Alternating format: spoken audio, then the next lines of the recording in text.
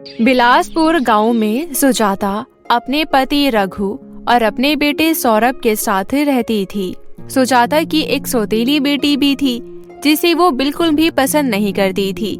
सुजाता चाहती थी उसकी सौतेली बेटी तारा की जल्दी से शादी हो जाए और वो हमेशा के लिए उसके घर से चली जाए।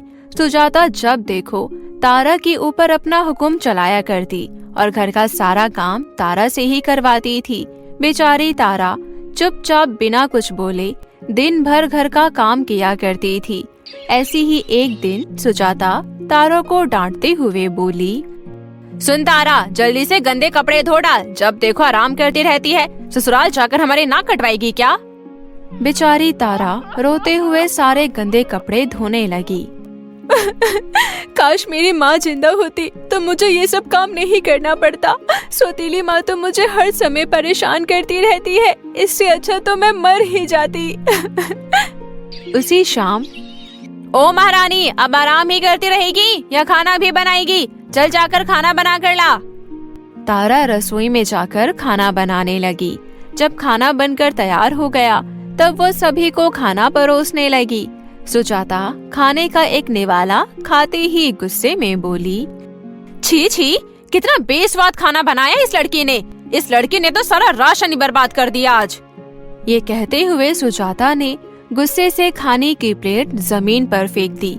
ये सब देख तारा दुखी होकर अपने कमरे में जाकर रोने लगी। माँ, आप मुझे अकेला छोड़कर क्यों चली गई? यहाँ मेरा कोई नहीं है, मुझे भी अपने पास बुला लो माँ।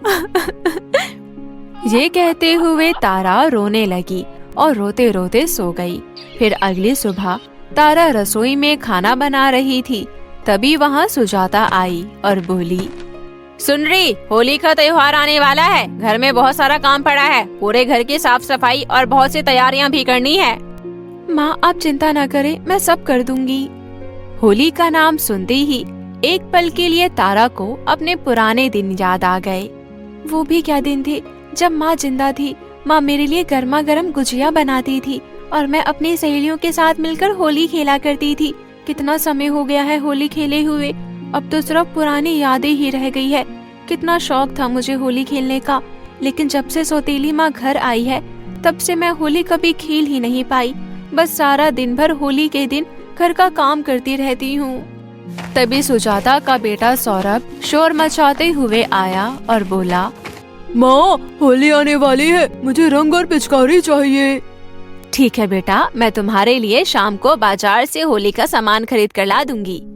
सौरभ की बात सुनकर तारा हिम्मत जुटाते हुए अपनी माँ से बोली, माँ, आप सौरभ के लिए रंग और पिचकारी लेने जाओगी तो मेरे लिए भी ला देना। तेरी उम्र है होली खेलने की? जा जाकर काम कर, घर में कितना काम पड़ा हुआ है। आई बड़ी होली खेलने वाली। तारा दुखी होकर वहाँ से चली गई और घर के कामों में व्यस्त हो गई। कुछ देर बाद सुजाता तारा को आवाज लगाते हुए बोली, तारा, अरे ओ तारा, कहाँ मर गई? कानों में क्या रुई ठोस रखी है? एक बार में से बिल्कुल भी सुनाई नहीं देता। अरे ओ तारा। हाँ माँ, आपने मुझे बुलाया? कहाँ मर गई थी? कितनी देर से तुझे आवाज लगा रही हूँ, पता नहीं कब तू मेरा पीछा छोड़ेगी। माँ, आप ऐसा क्यों बोलती हो? जुबान लड़ाती है मुझसे? नहीं माँ, ऐसा कुछ भी नहीं है। मैं तो बस क्या? हाँ, पागल समझा है क्या मुझे? सुन, कल होली है, घर का जितना भी काम है सब खत्म हो जाना चाहिए। होली की और भी तैयारियां करनी है। माँ, सब हो जाएगा, मुझे भी होली खेलनी है। माँ, इस बार मुझे भी होली खेलने दो ना, मैंने बहुत समय से होली नहीं खेली है। क्या करेगी तू होली खेलकर? अब तो बड़ी हो गई है, भूल मत। तेरा इस तरह होली खेलना शोभा नहीं देता। सुन, मैं होली का सामान लेने बाजार जा रही हूँ, घर का ध्यान रखना, समझी? इतना कहकर सुजाता होली का सामान लेने बाजार चली गई। वहीं तारा घर का काम निपटाकर अपने कमरे में जाकर सो गई। तभी सुजाता भी बाजार से होली का सामान लेकर घर लौट आई। तारा को सोता हुआ देख सुजाता का गुस्से से पारा चढ़ गया। वाह वाह वाह वाह वाह महारानी, तू काम कर रही थी या सो रही थी? माँ, मुझे पता ही नहीं चला कब मेरी आँख लग गई। सुजाता तारा को खरी खोटी सुनाकर अपने कमरे में चली गई। तारा अपनी सौतेली माँ के ताने सुन सुनकर तंग आ गई थी। मैं ये रोज रोज के ताने सुन सुनकर तंग आ चुकी हूँ। इससे अच्छा तो ये होगा कि मैं मर जाऊं। ये कहते हुए तारा दुखी होकर घर में बिना किसी को बताए दूर जंगल के पास नदी किनारे जा पहुँची और उस नदी में छलांग लगा दी। उस नदी में एक जल परी रहती थी। जल परी ने तारा को मरने से बचाकर फौरन पानी से बाहर निकाला। तुमने नदी में छलांग क्यों लगाई लड़की? तुम कौन हो? तुमने मुझे क्यों बचाया? मेरा नाम मुनमुन है। मैं एक जल परी हूँ। मुझे बताओ ऐसी क्या बात है जो तुम अपने जान देने चली थी? मेरी सौतीली माँ मुझे होली खेलने नहीं देती और वो मुझे बहुत परेशान करती रहती है। वो मुझे कोई त्योहार नहीं मनाने देती। ये कहते हुए तारा जल परी मुनमुन को सारी बात बताती है। होली तो मुझे भी बहुत पसंद है। हम जल परियां भी समुद्र लोक में मिलजुल कर ये त्योहार मनाते हैं। तुम चिंता मत करो, इस बार तुम होली जरूर खेलोगी। पर कैसे? वो तुम मुझ पर छोड़ दो। वैसे क्या तुम मुझे अपने साथ होली खिलाओगी? हाँ जरूर, हम दोनों मिलकर होली खेलेंगे। पर तुम तो एक जल परी हो, किसी को पता चल गया तो तुम मुसीबत में पड़ सकती हो। तुम उसकी चिंता मत करो, मैं जादुई जल परी हूँ। मैं अपना रूप बदल सकती हूँ, किसी को पता भी नहीं चलेगा। अब तुम अपने घर लौट जाओ, मैं कल तुम्हारे घर आऊंगी। जल परी के कहने पर तारा घर जाकर अपने कमरे में चुपचाप सो गई। फिर अगली सुबह होली का दिन था। सभी लोग अपने अपने घरों में होली का जश्न बड़ी ही धूमधाम से मना रहे थे। कोई पकवान बना रहा था तो कोई एक दूसरे को गुलाल लगा रहा था। तभी सुजाता चिल्लाते हुए तारा के कमरे में गई। अरे कामचोर, अब क्या सोती ही रहेगी? आज होली का त्योहार है, कितना काम पड़ा है। चल जल्दी से उठकर ढेर सारे पकवान बना, रिश्तेदार आते ही होंगे होली खेलने के लिए। हाँ माँ, अभी बनाती हूँ सारे पकवान। जल परी एक सुंदर लड़की का रूप बदलकर खिड़की से ये सब देख रही थी। सुजाता के जाते ही वो तारा के कमरे में आई और अपने जादू से मिनटों में ढेर सारे स्वादिष्ट स्वादिष्ट पकवान बनाकर तैयार कर दिए।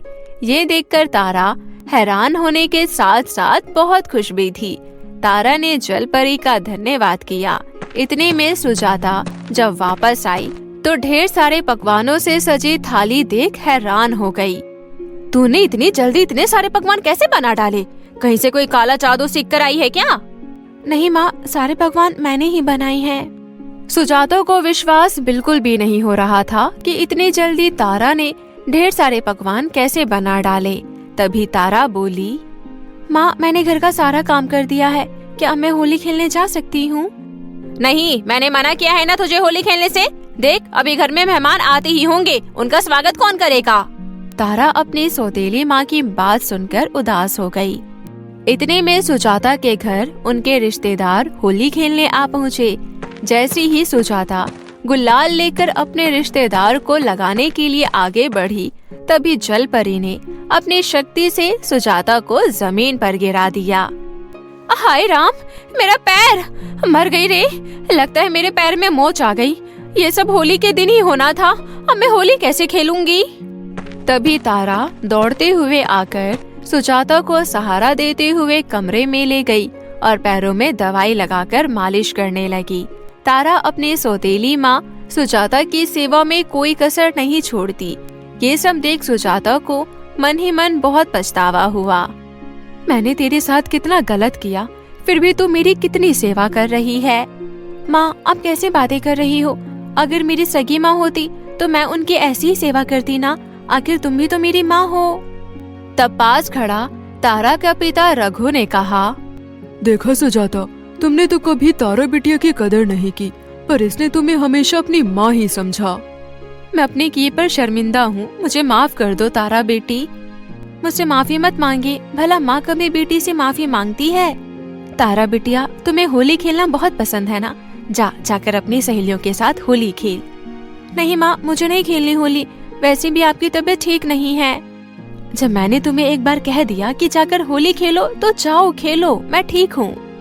ये सुन तारा खुश होते हुए बोली, माँ मेरी एक खास सहेली है जो मेरे साथ होली खेलने आई है।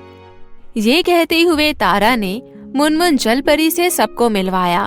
उसके बाद तारा ने जलपरी के साथ मिलकर जमकर होली खेली और पेट भर स्वादिष्ट पकवान भी खाए। कुछ देर बाद जल परी तारा से विदा लेकर चली गई।